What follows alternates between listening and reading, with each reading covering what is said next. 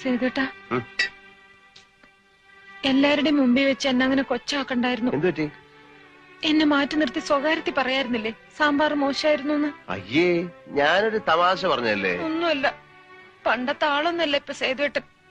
പണ്ടൊരു വിഷു ദിവസം സേതുവേട്ടൻ വീട്ടിൽ ഊണ് കഴിക്കാൻ വന്നപ്പോ ഞാനുണ്ടാക്കിയ സാമ്പാറിനെ എന്തുമാത്രം പുകഴ്ത്തിയിരുന്നു.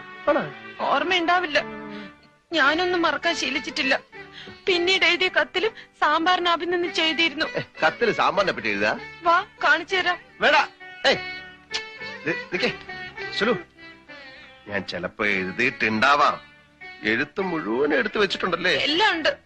ഞാൻ തൊടുന്ന പൊട്ട്, ഞാൻ ഉടുക്കാറുള്ള ഉടുപ്പ്, എന്റെ കയ്യിലെ കുപ്പിവിളകൾ, ഇല്ല എന്തൊരു ഭംഗിയാണ്, എന്തൊരു ചേർച്ചയാണെന്നൊക്കെ പറയാറുണ്ടായിരുന്നു പണ്ട്.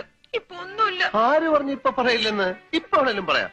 ആഹാ, എന്ത് നല്ല പൊട്ട്, എന്ത് നല്ല സാരി, എന്ത് നല്ല വളകൾ, ഇതെല്ലാം എന്തൊരു ഭംഗി, എന്തൊരു ചേർച്ച.